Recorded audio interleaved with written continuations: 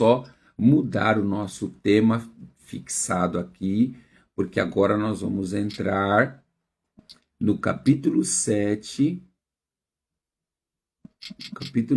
ao capítulo 10, tá bom? De 7 a 10. Poxa, vamos lá.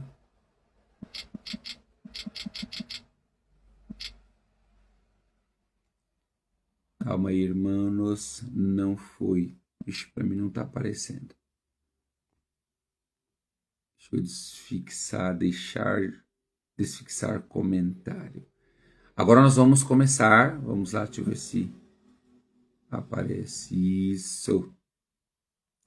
Agora, capítulo 7 ao 10. Ao 10. Isso. Agora vou fixar ele aqui, que aqui nós começamos uma segunda live, tá bom? Aqui nós vamos dar a segunda live, depois eu faço o corte aí, tá? Então Jesus, ele foi o sacrifício perfeito, tá? Nós dissemos aqui, Jesus foi o sacrifício perfeito. Agora nós vamos falar sobre Levítico capítulo 7 ao capítulo 10. No capítulo 7 ainda nós vamos ver algumas instruções para a oferta de culpa, instruções adicionais para a oferta da paz, o sangue e a gordura são proibidos, a porção dos sacerdotes, a consagração dos sacerdotes, né? Os sacerdotes iniciam seu serviço, o pecado de Nadab e Abiú. Então nós vamos fazer essa leitura hoje e a instrução para a conduta sacerdotal. Então, nós fizemos lá a conclusão do primeiro momento, irmãos, falando sobre que o sangue de Jesus Cristo, ele é completo. E deixa eu desmistificar algo importante aqui. Hoje, como pastor, hoje não, já tem 9, vai fazer 10 anos que eu ministro, né, curso de intercessão, eu ministro curso de cura e libertação e ministro curso de aconselhamento, né? São 3 cursos que eu ministro na igreja Rave, né? Que nós éramos uma escola e hoje nós somos uma igreja. Então, esses cursos, eles trazem para algumas pessoas questionamentos. Se Cristo ele tem um sacrifício suficiente, por que é que a gente precisa fazer cura e libertação? Né? Alguém sabe me dizer se o sacrifício de Cristo Jesus foi o suficiente, por que hoje a igreja trabalha cura e libertação? O sacrifício não foi o suficiente?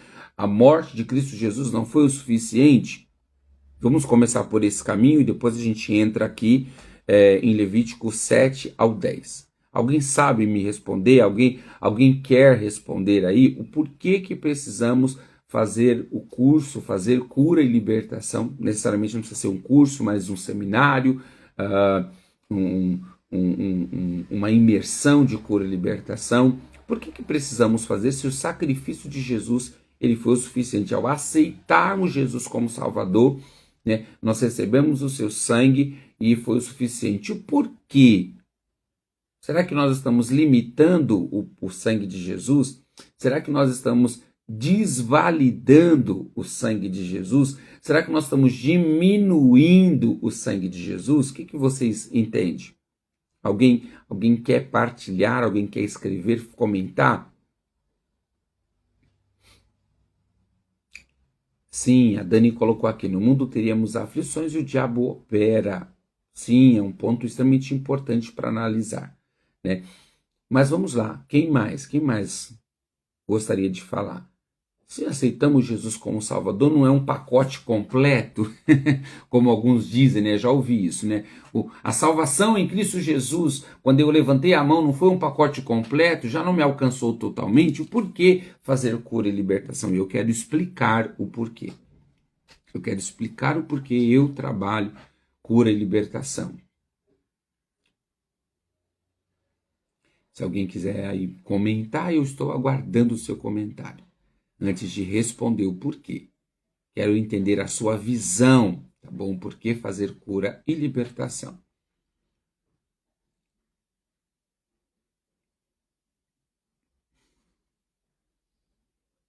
Dou-lhe uma, dou-lhe duas, ninguém, vou falar, vou comentar.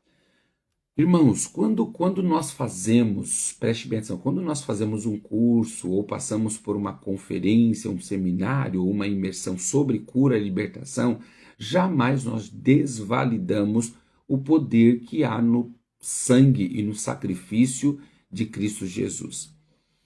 Ao aceitarmos Jesus como Salvador, o sacrifício dele é completo, é o que nós lemos em Hebreus agora. O sacrifício de Cristo Jesus é completo, porém, preste atenção, porém, nós que não exercemos fé o suficiente para nos apossar, para tomarmos posse do sacrifício de Cristo Jesus. Então, o curso de cura ou um seminário de cura de libertação ou uma imersão de cura e libertação, ela vai nos levar a este caminho de tomar posse sobre o que Jesus já conquistou na cruz. Nós vamos tomar posse daquilo que eu e você às vezes não tomamos. Nós vamos ter profundidade e compreensão, e é por isso que nós chamamos de cura e libertação. Por quê? Porque a Bíblia diz que conhecer a verdade vos libertará, né? Então, quando eu passo a conhecer a verdade, ela me liberta. Por isso que nós chamamos de curso ou de seminário de cura e libertação, porque é através do conhecimento que nós seremos libertos. Nós não seremos libertos só porque levantamos a mão. Não. Você precisa dar passos para alcançar a sua libertação. Às vezes foram pessoas que se infiltraram ou pessoas que mergulharam em religiões místicas, religiões com feitiçaria, religiões que lá dentro da religião ela trabalhava, ela era adivinha, ela era bruxa, então ela tinha uma contaminação maligna e exercia as suas atividades ali dentro da sua religião, e que essas atividades elas precisam ser canceladas, elas precisam ser neutralizadas, elas precisam ser totalmente renunciadas, para que a pessoa vindo para o Evangelho de Cristo Jesus, ela venha experimentar do sacrifício perfeito, tá bom? Então, uma pessoa precisa passar por libertação e cura por esse motivo. Tá? Para ser liberto de toda feitiçaria, de todo engano maligno. E como que eu faço isso? Me apossando do conhecimento do sangue e do conhecimento de Jesus. Tá? Então, por isso que nós fazemos cura, melhor dizendo, libertação. Tá? É por isso. Isso, Dani, nós temos questões aí de herança familiar que eu gosto de chamar de comportamento geracional.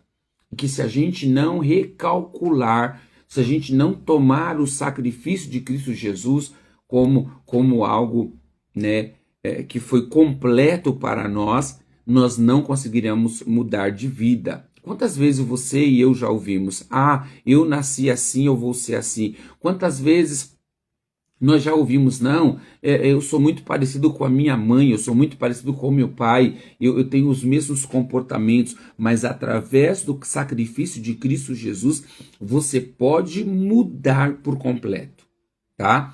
Você pode mudar, você pode se tornar, como diz a palavra, apóstolo Paulo dizendo na carta aos Coríntios, você pode ser uma nova criatura em Cristo Jesus. As coisas velhas se passaram e tudo se fez novo.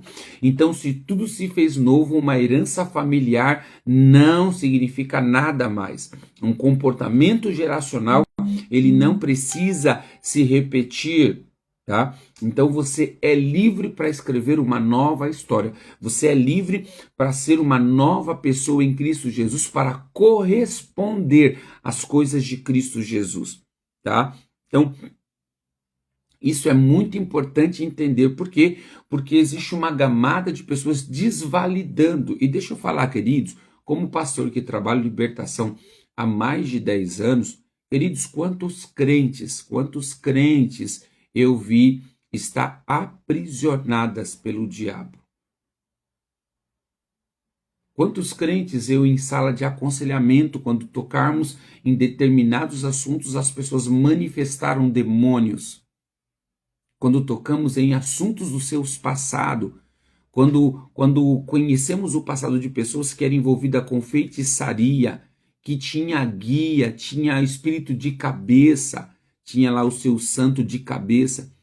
E quando nós fomos tocar nesses assuntos, nos arrependendo e tirando da mão de Satanás toda a autoridade que ele tinha no passado, o diabo apareceu, o inimigo apareceu e se manifestou na vida da pessoa, relutando para não deixá-la, relutando para não abandoná-la.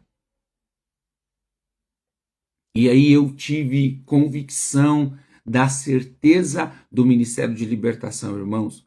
E eu estou falando de pessoas, preste atenção, pessoas que aceitaram a Jesus como Salvador, pessoas que foram batizadas na água, pessoas que foram nas águas, pessoas que receberam o batismo do Espírito Santo, pessoas que já estavam treinando, liderando certos ministérios de igreja, pessoas que já tinham passado por vários tipos de retiro ou encontro com Deus. E quando nós sentamos para tratar de assunto, porque um dos aconselhamentos em libertação que eu fiz foi de um homem, vou aqui reservar o nome, foi de um homem que era um grande líder, irmãos. Um homem que tinha um coração, um amor assim, você olhava para esse homem, você olhava para essa pessoa e você falava assim, meu, essa pessoa exala amor, uma simpatia, sabe, uma calma, uma paciência, sabe, uma pessoa que você olha assim e você fala, meu, quanta paz tem nessa pessoa, né? Mas quando chegava na sua família, ele era extremamente violento dentro de casa. Ele era grosseiro e violento. Quando eu estou falando do violento com agressão física, eu estou falando violento em palavra, arrogante, briguento, intolerante, impaciente com esposas e filhos, tá? E aí a esposa virou para mim e falou assim, pastor, o senhor pode atender o meu esposo, né? Ele é uma benção aqui na igreja, é um homem de paz, é um homem do coração grande. O que você precisar, ele pede. Ele é um homem, eu amo esse homem, mas ele, sabe, às vezes ele é muito agressivo em casa. E de uma hora que eu olho assim para ele, eu falo, eu não reconheço meu marido. Eu não reconheço. Às vezes no trabalho ele era violento, às vezes no trabalho ele brigava com as pessoas. E aí, uma certa vez, eu decidi preparar o aconselhamento dele, separar um tempo para estar com ele e entender. E irmãos, eu confesso ao Senhor e confesso a vocês que quando eu decidi, eu falei, fulano vai ser tranquilo, é um homem de Deus, está com a gente há tanto tempo, né? Já aceitou Jesus, é batizado com o Espírito Santo, toma ceia frequentemente. E eu não esperava, foi um dos tempos, eu não esperava aquela movimentação tão violenta, maligna. E aí nós pedimos para ele preencher uma certa ficha, ele preencheu essa ficha, e quando eu comecei a analisar a ficha e falei, nossa, mas você se envolveu com YX, né? Ele falou sim, nunca, ele disse para mim desse jeito, irmãos, eu nunca frequentei, tá, esses lugares. Mas tinha uma mãe de santo que tinha uma fixação comigo, ele disse, tinha uma fixação com ele, e que a mãe de santo fazia sacrifício em nome dele, a mãe de santo fez ritual fechando o corpo dele, e a mãe de santo deu guia para ele, né? E quando ele pegou essa guia, ele contou, ele testificou na sala de atendimento, tá bom? Ele testificou quando ele pegou essa guia que ele levou para casa. A mãe dele era cristã, e quando ele levou para casa, que a mãe dele pegou a guia se despedaçou na mão da mãe dele, que era crente, que era cristã, né, que era uma mulher de Deus. Então a guia se quebrou na mão dela, né? E ela disse que ele disse também que ela consagrou um anel e deu para ele, e ele usava esse anel, e esse anel se perdeu, né? E aí nós decidimos, aí nós começamos a falar, ele tomou banho, e tomou vários banhos, banhos de erva, banhos de pipoca, banhos de baforada, sabe, baforada com charuto, tudo isso ele tomou para fechar o corpo, para proteger, como muitas pessoas fazem. E esse homem aceitou a Jesus, era um homem extremamente fiel na igreja, é um homem abençoador, eu admirava muito o comportamento dele. E aí fui para este atendimento com ele, irmãos, quando eu estava atendendo ele, que nós iniciamos, orando ao Senhor Jesus, que se mantivesse presente em nosso meio, que nós precisávamos dele, da sua autoridade, do nosso amado Espírito Santo, que nos usasse naquele momento, nos dando discernimento de todas as coisas, né? Nós iríamos cancelar e quebrar todos os vínculos do passado de suas religiões, porque nós tínhamos recebido conhecimento do poder de Deus, né? E nós começamos a orar e fazer as quebras de alguns pactos e alianças do passado, meus irmãos. Este homem manifestou violentamente. Violentamente. E ali nós ficamos ali 3 horas. Sabe o que é 3 horas? 3 horas trabalhando libertação nele. 3 horas confessando o pecado, confessando pactos, confessando aliança. 3 horas. E não foi fácil. Mas Deus, como ele fez um sacrifício perfeito, nosso Jesus é poderoso, ele tem toda a autoridade no céu, na terra e embaixo da terra. Nós vencemos essa batalha e este homem ficou livre. Quando foi na semana, eu tive visitando este homem e a sua família falou: o meu marido é um outro marido. Os filhos falaram: o meu pai é um outro pai. Aquele ódio que a gente percebia no olhar dele, aquela violência que tinha na vida dele, não existe mais. E eu glorifiquei ao Senhor por isso. Glorifiquei ao Senhor. Então, irmãos, escute. Todos nós precisamos passar por libertação. Todos nós cometemos pecado, todos nós se envolvemos com tantos lixos, tá? E o Senhor deixou a libertação. E quem que deu início? A libertação não é uma invenção da igreja atual ou do neopentecostalismo. Quem criou a libertação foi Jesus. Através de Cristo Jesus, as ovelhas perdidas da casa de seu pai estavam possessas de demônios. Nós vamos ver nas Escrituras Sagradas do Novo Testamento muitas pessoas endemoniadas. Os judeus cheios de demônios, irmãos, homens e mulheres que frequentavam as sinagogas, frequentavam o templo, estavam ali oferecendo sempre sacrifício aos sacerdotes, mas estavam cheios de demônios. E o Senhor Jesus libertou, repreendeu demônios na vida daquelas pessoas através do conhecimento e da sua autoridade, quebrando vínculos, quebrando mágoa, quebrando enfermidades e espíritos de enfermidades. E por que falar de cura, pastor? A gente falou de libertação e cura, ou cura e libertação.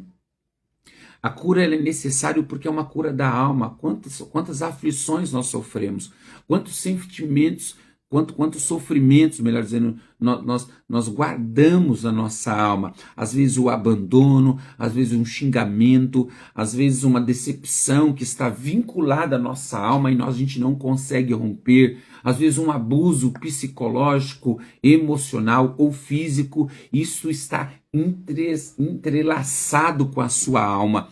Então nós precisamos ser curados também. Ser curados, ser libertos na autoridade do nome de Jesus, tá? Então, nós precisamos entender. Então, nós, quando trabalhamos cura e libertação, nós jamais, irmãos, nós anulamos o sacrifício de Cristo Jesus. Pelo contrário, nós trazemos o conhecimento da capacidade, do poder e da grandeza do sangue do nosso Senhor Jesus Cristo, tá? A Sandra colocou aí, todos nós precisamos de libertação. Tia Lia colocou, eu fiz cura e libertação e conselheiro para quem não fez, faça. Então, né, são cursos que nós trabalhamos em nossa igreja e que foram cursos que abençoou, né? Eu consegui aí treinar hoje aí, em pleno 2000, mais de 300 pessoas já passaram, muito mais já passaram, né, por esses cursos aí, fazendo talvez um novo cálculo, mais de 500 a 600 pessoas já passaram. Ministrei em outras igrejas, ministrei, né, durante anos aí na minha antiga igreja também. Então eu vi Deus fazer coisas poderosas, eu vi Deus libertar pessoas que eram opressas, irmãos, sabe, por sonhos malignos, por tantas coisas malignas. Eu vi Deus derramar do seu poder e do seu amor sobre cada vida e cada família, e eu decidi, em nome de Jesus, não abandonar o conhecimento carregado por Deus e levar na realidade esse conhecimento adiante, mostrando para as pessoas que você deve sair de todo sofrimento, você deve sair de toda dor, porque Hebreus capítulo 9, Versículo 13, o sacrifício do nosso Jesus foi perfeito para nos colocar em liberdade e tirar qualquer tipo de sofrimento da nossa vida. Amém? Então vamos aqui entrar, meu Deus, acho que eu já falei meia hora, né? Então vamos entrar aqui no Levítico capítulo 7, tá? Eu vi a Dani escrevendo aí, né? Eu gostaria de fazer. Qual que é o meu conselho aqui na live, tá bom? Qual que é o conselho que eu deixo para quem quer fazer cura e libertação? O conselho que eu deixo é faça intercessão primeiro.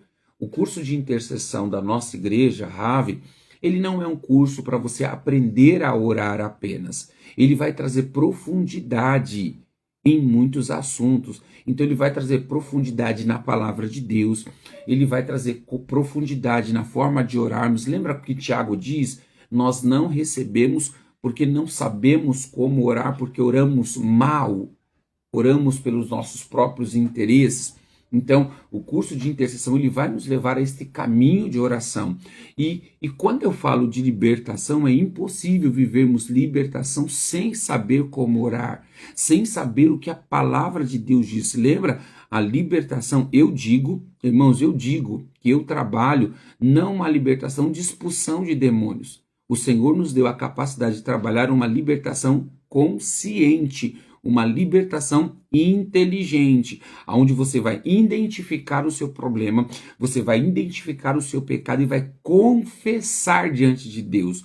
Você vai cancelar tudo que você fez, tudo que aconteceu no passado sobre a sua vida, e Deus vai destituir as influências malignas ou correntes ou cadeias que o inimigo possa ter te aprisionado no passado. Tá? Então, quando eu falo de libertação, eu não falo de endemoniamento, eu não falo de algo místico, fantasioso, eu falo de consciência, porque Deus trabalha na nossa consciência. Você pode ver que em alguns momentos, quando Jesus vai curar alguém no Novo Testamento, quando ele vai curar alguém nos seus evangelhos, ele vai dizer antes da cura, perdoado estão os seus pecados. Quando Jesus fala para a pessoa, perdoados estão os seus pecados, eu tenho uma certeza absoluta, irmãos, que o pecado que a pessoa praticou, que ela jogou no esquecimento, que ela esqueceu, veio à tona naquele momento. E o Senhor Jesus, como é um Deus onisciente, ele sabe de todas as coisas, ele libera o perdão para a pessoa. Nós vamos ver isso naquele coxo que os amigos desceram este homem pelo teto, quando este homem desce pelo teto, Jesus primeiramente perdoa os pecados dele e depois Jesus o cura, né? Então nós precisamos trabalhar aqui, consciência. Libertação é consciência. Eu vou me conscientizar do que eu fiz de errado, do meu pecado, eu vou conscientizar da minha vida, o que eu vivi, o que eu plantei na minha vida, e eu vou entender o que está acontecendo comigo, eu vou confessar, vou cancelar os pactos, eu vou cancelar as alianças feitas com o maligno e eu vou viver uma vida livre. Mas a minha orientação é que você primeiro faça intercessão para que você esteja preparado para batalhar contra Satanás e suas hostes malignas, tá bom? Então esta é a minha orientação, tá? Hoje nós não estamos com uma turma de cura aberta, tá? Hoje não tem. Hoje a nossa turma inicial é de intercessão. Acabando a intercessão, nós vamos dar início ao curso de cura, tá bom? Que é muito bom mesmo, tá bom? Mas vamos seguir aqui na leitura. Deixa eu correr aqui para mim concluir aí em poucos minutos. Então a leitura de Levítico, capítulo 7, versículo 34, eu falei 2 dias atrás, se não me falha a memória, eu falei 2 dias atrás sobre oferta, tá? Não foi isso que eu falei? Sobre dizimar e ofertar, eu falei sobre mercenários, tá bom? E eu não quero aqui denegrir a visão pastoral, porque eu também sou pastor, tá bom? E nós vamos ver aqui o que é que a Bíblia, o que é que as Escrituras Sagradas falam sobre o pastor ou sobre o sacerdote, que é a figura pastoral hoje, como que ele deve utilizar o dízimos e as ofertas, como que isso funciona. A Bíblia explica tudo, irmãos. E aí aqui no texto de Levítico, capítulo 7, está mostrando isso. Tá bom? Olha lá, Levítico capítulo 7, versículo 34, diz assim: pois reservei para os sacerdotes o peito da oferta especial e a coxa direita da oferta sagrada. Arão e seus descendentes têm o direito permanente de participar das ofertas de paz que os israelitas apresentarem.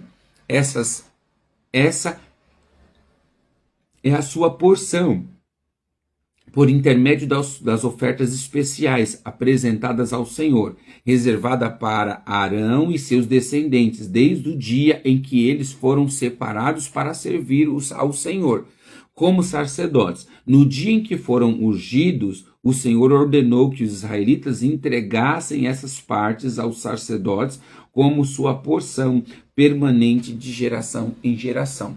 Então, aqui no texto de Levítico capítulo 7, Deus dá direito aos sacerdotes de ser participante das ofertas, de pegar uma parte das ofertas. Até porque, quando a gente vai ver sobre a entrega, irmãos, da tribo de Israel, né, das 12 tribos, cada tribo, né, nós vamos ver isso mais à frente, cada tribo recebe uma parte, recebe um território para governar. E os levitas, que é a tribo sacerdotal, eles não recebem um local para se estabelecer.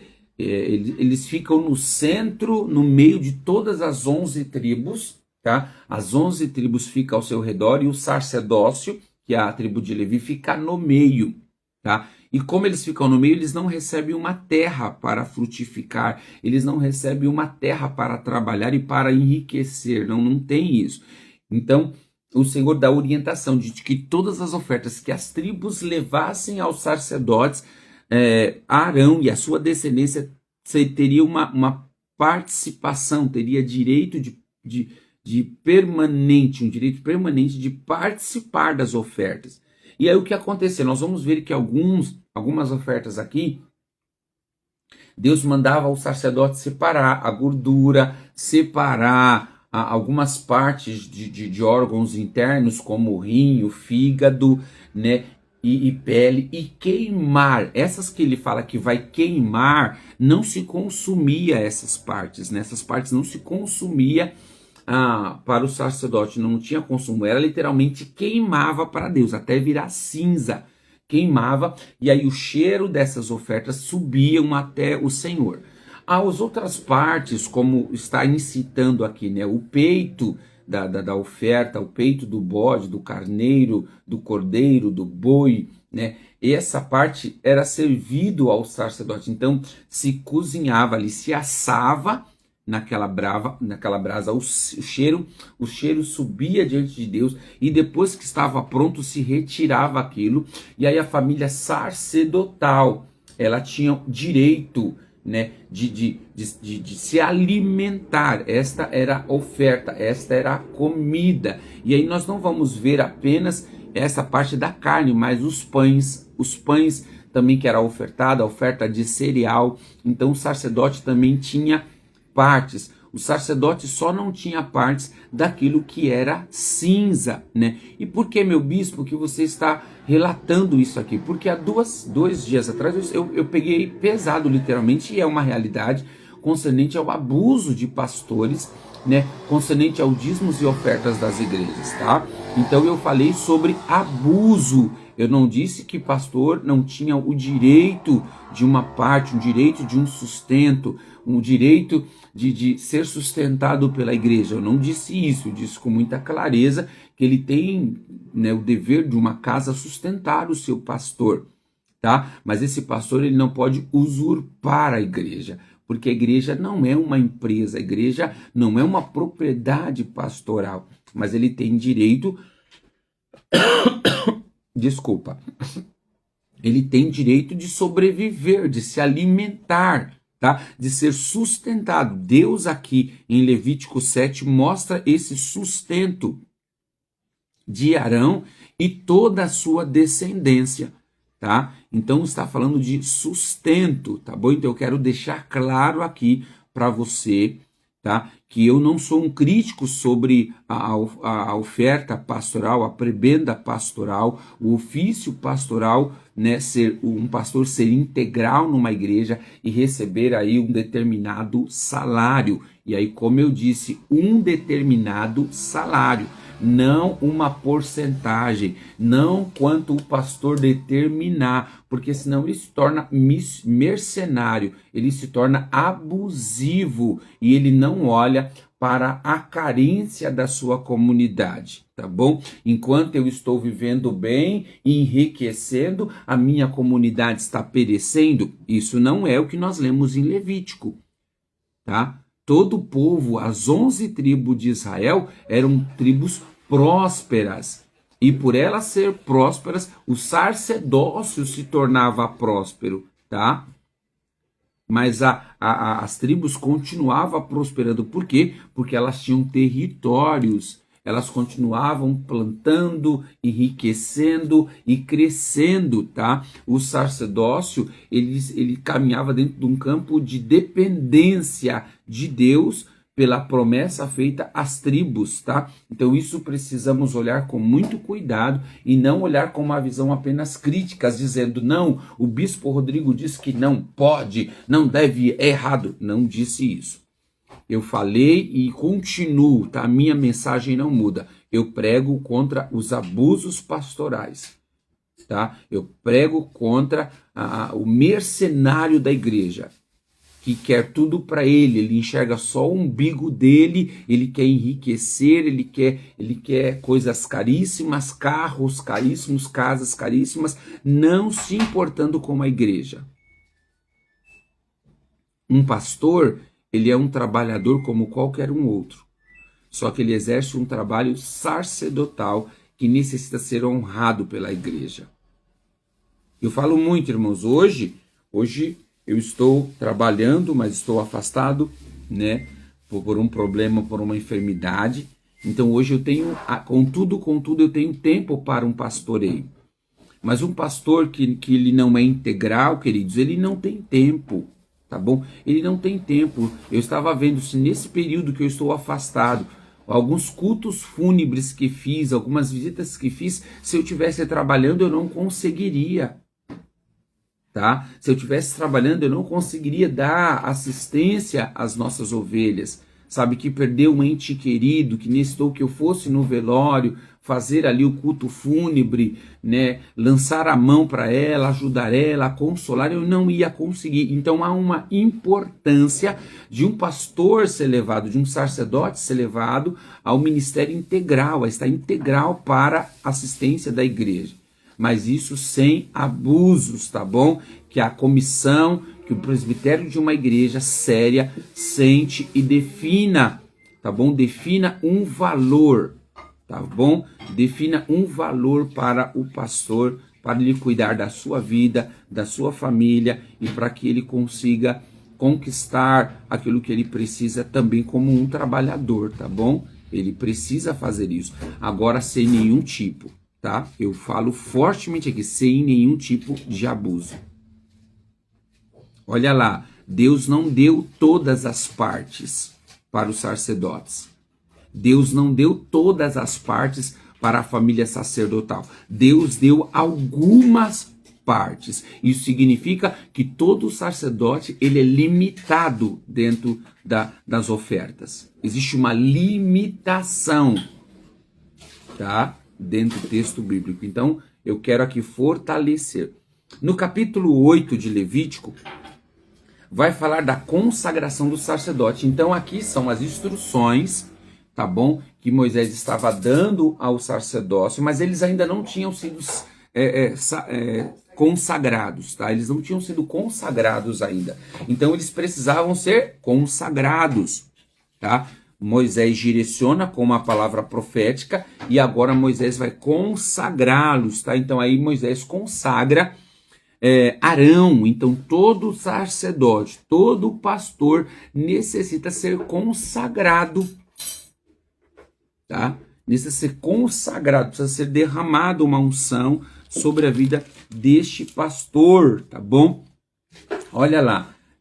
Levítico capítulo 8, versículo 12. Derramou um pouco de óleo, não precisa ser um balde, não precisa ser uma caixa d'água de óleo. Ó, derramou um pouco de óleo sobre a cabeça de Arão para ungí-lo e consagrá-lo. Em seguida, Moisés apresentou os filhos de Arão, vestiu-se com a túnica, amarrou neles o cinturão e pôs-lhe na cabeça um turbante especial, conforme o Senhor tinha ordenado. Então aqui nós estamos falando de uma figura, de uma linguística do Velho Testamento, da Antiga Aliança.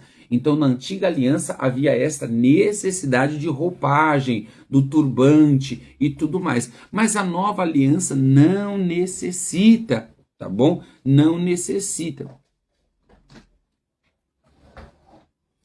Tá ok? Então, há essa compreensão. Mas há uma importância, tá? Olha ali no último. Levítico capítulo 10, versículo 1. Aqui nós vamos ver a responsabilidade sacerdotal, tá bom? Um sacerdote, um pastor, alguém que foi separado para a obra de Deus, ele também não pode caminhar de qualquer jeito. Ele não pode fazer as coisas de qualquer jeito. Ele não pode achar que ele é comum e que ele vai fazer e que ele é aceito e que ele é humano. Claro que ele é humano, mas a sua humanidade tem restrições. Tá bom? Diferente de toda a igreja. Ele não pode, um pastor, um líder, um sacerdote, ele não pode caminhar como qualquer outra ovelha. Há uma responsabilidade sacerdotal. Ele não pode ser como todo mundo. Bispo porque ele é especial? Não, porque ele foi separado. Simplesmente por isso. O sacerdote, o pastor, o líder, ele foi separado para uma obra. E esta separação tem uma responsabilidade. Tá? Tem uma responsabilidade. Vamos ler Levíticos capítulo 10, versículo 1. Nadab e Abiú, filho de Arão, colocaram brasa em seus incensários e a salpicaram com incenso. Com isso trouxeram fogo estranho ao Senhor. Meu Deus. Diferente do que ele havia ordenado. Então escuta, pastores e líderes, sacerdotes, homens e mulheres que foram separados para o sacerdócio, cuidado com fogo estranho. Não vai fazer o que Deus não te pediu. Olha o que está dizendo o texto. Com isso trouxeram fogo estranho diante do Senhor, diferente do que ele havia ordenado. Por isso que há uma importância em nós fazermos apenas o que o Senhor ordenou. Não fazer a mais e nem a menos, é apenas o que ele ordenou. Porque se nós fizermos algo diferente do que o Senhor ordenou, a Bíblia vai chamar de fogo estranho. E isso é terrível, sabe por quê? Porque isso levou à morte desses dois homens. Olha lá o texto. Por isso o fogo saiu da presença do Senhor e os devorou, e eles morreram diante do Senhor. Então Moisés disse a Arão: foi isso que o Senhor declarou: mostrarei a minha santidade entre aqueles que se aproximam de mim, mostrarei a minha glória diante de todo o povo. Então, ei, você que é presbítero, você que é pastor, você que tem uma linhagem, um cunho, ou está caminhando por sacerdócio, não ande de qualquer jeito, não faça de qualquer jeito, não faça o que você quer. Nós precisamos fazer o que Deus nos ordenou a fazer e precisamos ter uma vida de santidade. Porque esses dois homens morreram. Vamos lá. Deus hoje na igreja vai fulminar, um pastor vai cair, pum, lá no culto? Talvez não. Mas este homem vai morrer espiritualmente. Quantas pessoas dentro da igreja, quantas pessoas em cima do altar, mortos espiritualmente, fedendo espiritualmente, podre espiritualmente, já morreram e nem perceberam.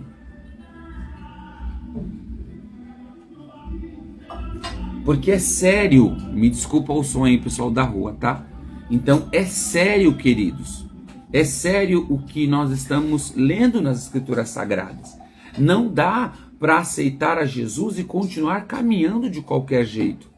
Não dá para aceitar a Jesus e continuar fazendo de qualquer forma. Principalmente para quem é sacerdote. Principalmente para quem é líder, exerce alguma liderança. Olha as instruções, vamos ler? E aí a gente vai caminhar para encerrar. A instrução para a conduta sacerdotal. Levítico capítulo 10, versículo 8. Olha a instrução. Então o Senhor disse a Arão: você e seus descendentes jamais deverão beber vinho ou qualquer outra bebida fermentada antes de entrar na tenda do encontro. Se o fizerem, morrerão. Essa é uma lei permanente para vocês e devem ser cumpridas de geração em geração. Façam distinção entre o que é santo e o que é comum, entre o que é impuro e o que é puro. E ensinem os israelitas todos os decretos que o Senhor lhe deu por meio de Moisés. E aqui a figura de Moisés não é um sacerdote, é um profeta, por meio dele, por meio do profeta, tá bom? Então, nós precisamos entender, nós precisamos levar a sério, né, esta questão sacerdotal. Por isso, irmãos, que pastoreio não é status, pastoreio não é brincadeira, pastoreio não é uma função, uau, eu quero ser pastor, amém. Amém para aqueles que querem ser pastor, mas saiba da responsabilidade pastoral. Saiba que não é brincadeira. Muitos estão brincando e por estarem brincando estão morrendo espiritualmente, estão se matando espiritualmente. Então, precisamos tomar um grande cuidado e entender a responsabilidade pastoral, a responsabilidade sacerdotal. Tá bom? Vocês entenderam? Estão comigo aí? Dê um alô, diga amém, bispo, entendemos, né? Se você tiver alguma dúvida, se você tiver algum questionamento, você também pode perguntar aqui. Eu estou preparado e pronto para te responder, tá bom? Sem problema nenhum, tá? Então as escrituras sagradas, ela vai nos enriquecer muito, irmãos. Ela vai nos enriquecer muito em entendimento, em habilidade, tá bom? A Bíblia vai nos fazer isso, mas precisamos fazer isso com entendimento. Não é de qualquer forma. A gente vê aí um oba-oba de igrejas consagrando pastores à torta e à direita, sem um preparo, irmãos. Sem nenhum tipo de preparo. Sem nenhum tipo de preparo. Bispo precisa, claro que precisa.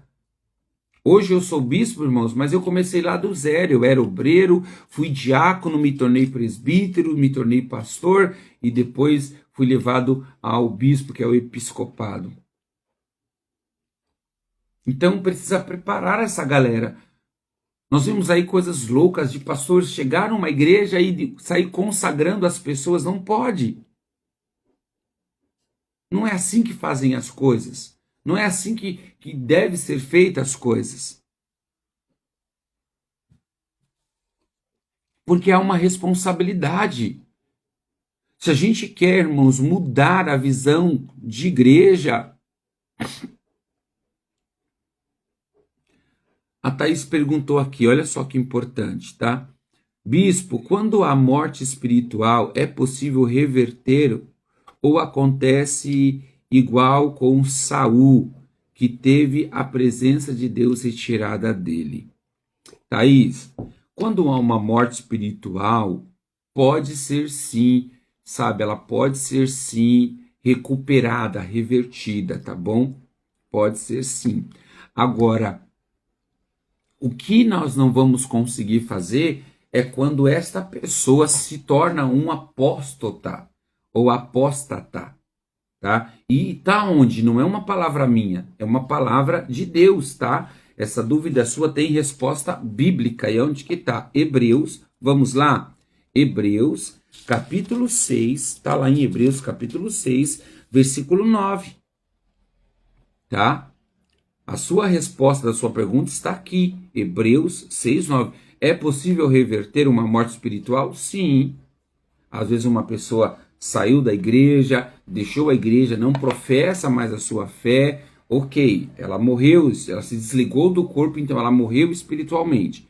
Agora, ela não pode ser uma apóstata. Se ela apenas morrer, é possível ressuscitá-la, é possível reviver o espírito dela através da sua rendição novamente a Jesus. Agora, Hebreus 6, 9 vai dizer o seguinte, olha lá, amados, embora estejamos falando dessa forma, na realidade não cremos que se aplique a vocês. Deixa eu ver se é isso mesmo. Ou me desculpa, não é versículo 9 não, irmãos, é versículo 1, tá bom? Me perdoe. Hebreus capítulo 6, versículo 1, diz assim, portanto, deixemos de lado os ensinamentos básicos a respeito de Cristo e sigamos em frente alcançando a maturidade em nosso entendimento. Certamente não precisamos lançar novamente os alicerces, ou seja, o arrependimento das obras mortas, a fé em Deus, o batismo, a importância de mãos e ressurreição dos mortos e julgamentos eternos. Se Deus permitir, avançaremos para um maior entendimento. Pois é impossível, olha lá, pois é impossível trazer de volta ao arrependimento aqueles que já foram iluminados, tá? Iluminados, que já experimentaram as dádivas celestiais e se tornaram participantes do Espírito Santo, que provaram a bondade da palavra de Deus e os poderes do mundo por vir, e que depois se desviaram. Sim, é impossível trazê-lo de volta ao arrependimento, pois ao rejeitar o Filho de Deus, eles voltarão a pregá-lo na cruz, expondo a vergonha pública. Então, o texto bíblico está dizendo que será impossível levar uma pessoa que se apostatou da fé ao arrependimento. E aqui não está falando Thaís e os demais que estão aqui, aqui não está falando de qualquer pessoa. Aqui não está falando de uma pessoa que veio para a igreja, frequentou os cultos alguns dias e depois não voltou. Aqui está falando de pastores, de líderes que receberam, sabe, que foram iluminados. Olha lá o texto, ó, foram iluminados, já experimentaram da dádiva celestial e tornaram participantes do Espírito Santo e provaram da bondade da palavra de Deus e dos poderes do mundo por vir. Então, essa pessoa não é qualquer pessoa. É uma pessoa que teve um envolvimento espiritual poderoso. É uma pessoa que conheceu dos dons e das maravilhas do Espírito Santo. Essa pessoa que se apostatou da fé, que abandonou o evangelho, é impossível, humanamente falando, é impossível levá-lo ao arrependimento. Só Cristo, só Deus, na sua presciência e na sua onipotência, pode trazer a pessoa de volta. Porque o texto bíblico vai dizer que o Espírito Santo tem poder para convencer o homem do pecado, da justiça e do juízo. Então, somente o Espírito Santo tem poder. Nenhuma palavra minha vai convencer a pessoa. Nenhuma palavra sua vai levar a pessoa a arrependimento. Já falou com pessoa assim? Que já conheceu a Deus, pregou, cantava, pregava, era uma bênção na igreja, mas apostatou da fé, abandonou a fé. E aí você senta com ela para falar do evangelho, ela é uma terra seca. Porque só o Espírito Santo pode trazê-la de volta. Só o Espírito Santo pode trazê-la de volta. Ninguém, humanamente falando, ninguém conseguirá convencer essa pessoa. Amém? Tudo bem? Ficou claro os textos que nós lemos hoje? Alguma dúvida? Bispo, quando você é levantado para exercer o ministério, tem que haver uma concordância. oração em conjunto ou somente o pastor pode te colocar para cuidar da área? Não. É necessário, Dani, é necessário uma concordância, com certeza. Não, ninguém pode ser levantado por um desejo pastoral. Entendeu? Ninguém pode ser levantado. Eu posso desejar, eu preciso orar ao Senhor para que o Senhor de fato esteja te levantando e depois sentar com você. Vamos lá, costume da igreja Rave, tá bom? Eu vou falar da minha ação como pastor e como sacerdote. O que eu faço? Primeiro, se eu tenho uma intenção, eu olho para a pessoa e vejo que a pessoa tem, né, uma pegada, ela tem um desenvolvimento para o ministério, eu vou orar ao Senhor. Eu vou apresentar a vida dela diante de Deus para que Deus consolide esta visão. O Senhor consolidando a visão, eu vou chamar a pessoa e vou dizer para ela, olha, você tem um chamado X e eu gostaria de te levar a este lugar. E a pessoa vai falar se quer ou não. Tem que haver concordância. Se a pessoa dizer não, ela está no direito dela, irmãos. Ela está no direito dela. Tem que haver concordância. Ah, ela disse sim, beleza. Bispo, eu aceito. Então nós vamos fazer o quê? Ela é casada, ela é solteira, ela mora com os pais, como é que funciona? Porque se ela morar com os pais, eu vou pedir a autorização dos pais, vendo o testemunho dessa pessoa. Tá lembrado lá no Novo Testamento, os apóstolos orientam a gente como que deve ser o levantamento de obreiros, diáconos, presbíteros, pastores e bispos. Há uma orientação de como levantá-los. Então, além da pessoa ser uma pessoa inspirada pelo Espírito Santo, um homem ou mulher de Deus, essa pessoa precisa dar bom testemunho. A sua família tem que dar bom testemunho dela. Então, se ela é casada, ela tem que ter o bom testemunho do esposo, dizendo, não, pode consagrar sim. A minha esposa ou o meu esposo é uma bênção. Né? A esposa falar do esposo, ó, não, o meu esposo, literalmente, pastor, ele é uma bênção e nós ficaríamos muito felizes, tem a nossa permissão para consagrá-lo, tá? Então precisa sim, respondendo a sua pergunta, precisa sim haver uma concordância em oração e em conjunto, ou em conjunto com uma equipe ministerial, em conjunto com uma pessoa e com a família dela. Não é só vou levantar. Não é só vou consagrar. Tudo bem? Consegui responder a sua pergunta? Tá claro? Ficou alguma dúvida? Se tiverem mais perguntas, pode fazer. Essa live também é usada para isso, tá bom? E se for pergunta do texto, melhor ainda, tá?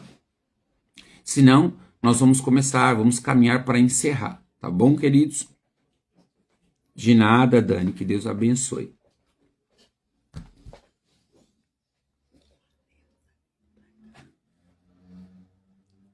Tá ok? Então nós vamos orar para encerrar, tá? Nós vamos orar, quero agradecer a sua vida, quero agradecer mais um dia de vocês estarem comigo aqui, né? E amanhã, segunda-feira, nós estaremos aqui. E amanhã, para você que quer fazer o curso de intercessão, hoje é a data limite, tá bom? Se você quiser fazer, me procure nas redes sociais, tá bom? E aí eu mando para você o link já do grupo, tá bom? Não vou mandar mais o link de inscrição porque já passou. Eu mando o link do grupo e você pode fazer esse curso presencial, tá bom? Você pode fazer o curso presencial lá na igreja conosco. Amanhã, às 20 horas, nós vamos dar início a esse curso, tá bom? Será uma bênção.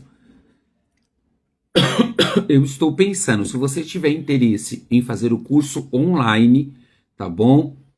Eu tenho material em videoaulas e eu posso também estar partilhando com vocês, mas aí você precisa me falar, porque eu preciso separar o material e te enviar semanalmente esse material também, tá bom? Se você tiver interesse, me chama no particular e eu posso estar desenvolvendo esse trabalho com você, tá bom? Que Deus abençoe a sua vida, nós vamos orar agora, tá bom? Que Deus abençoe. Vamos lá. Esse mês ainda nós concluímos a leitura de Levítico. Um mês lendo 3 livros da Bíblia. Poderoso, não desista. Até outubro você vai ler a Bíblia inteira comigo no nome de Jesus, tá bom? Senhor, nós queremos orar nesta manhã. Nós queremos agradecer primeiramente por este domingo abençoado na sua presença. Eu oro por cada pessoa que acessou esta live, que passou por esta live, ouviu algumas palavras. Eu quero agradecer ao Senhor.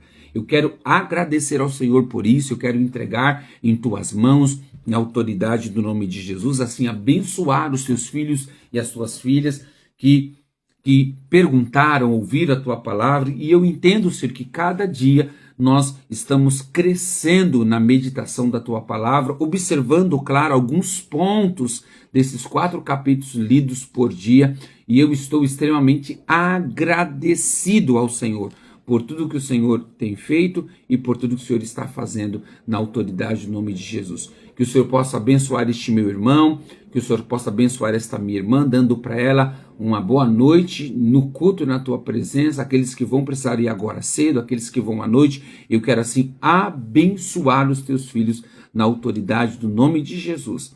Assim nós encerramos mais uma live abençoando os teus filhos em nome de Jesus. Amém e graças a Deus. Beijão no coração e que Deus te abençoe.